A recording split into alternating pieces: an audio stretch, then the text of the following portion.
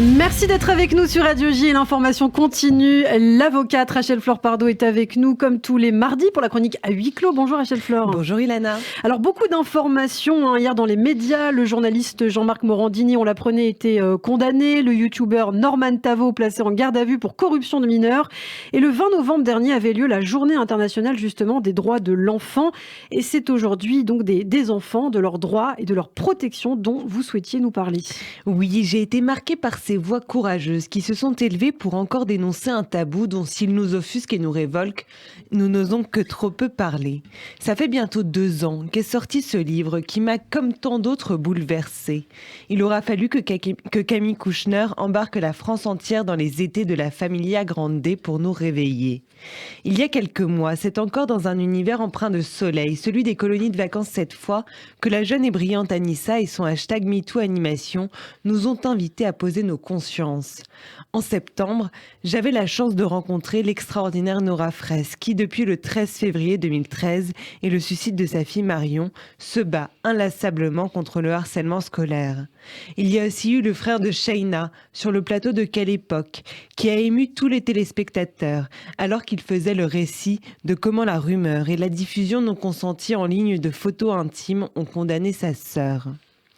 S'ils sont en théorie gages d'affection, de joie, d'apprentissage et de divertissement, encore trop de foyers, de colos, d'écoles et de réseaux sociaux sont le théâtre de violences. En 2021, la commission indépendante sur l'inceste et les violences sexuelles faites aux enfants, la CIVIS, a été créée. Depuis, 16 000 adultes blessés, anciens enfants agressés ont enfin pu être écoutés.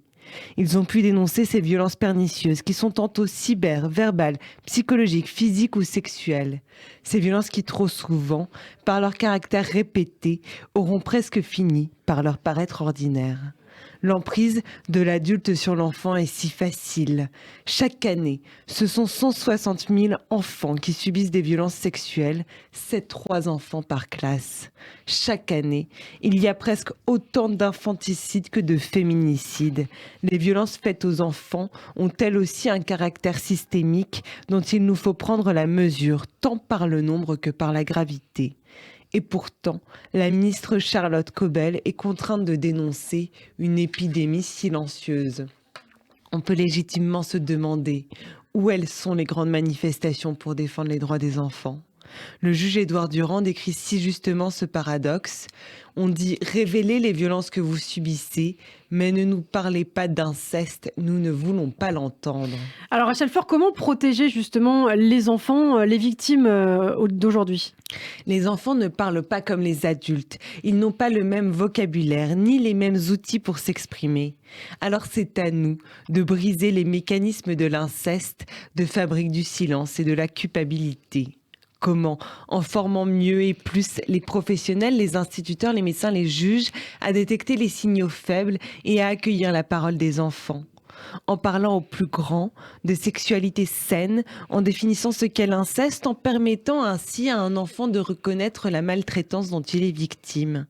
Les bénéfices d'une éducation complète à la sexualité ne sont plus à prouver.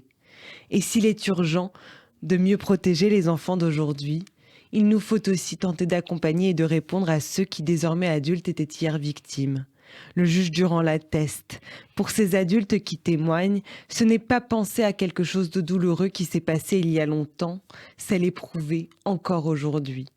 C'est précisément cette douleur, ce préjudice que la justice civile, contrairement à la justice pénale, prend en considération en fixant le point de départ du délai de prescription au jour de sa consolidation. Alors, quand la semaine dernière, Jérémy Garamond, dont j'ai l'honneur d'être l'une des avocates, a obtenu réparation pour des faits prescrits au pénal d'agression sexuelle subis lorsqu'il était mineur, des dizaines de personnes l'ont contacté. Elles ont aussi été victimes. Pour elles aussi, au pénal, c'est prescrit. Et surtout pour elles, cette décision est porteuse d'espoir, l'espoir d'être enfin, un jour, entendue et reconnue. Eh bien, on l'espère. Merci beaucoup Rachel Flore-Pardo de la Familia Grande au MeTooAnimation, l'urgence de la protection de l'enfance. On vous retrouve tous les mardis matins sur Radio J.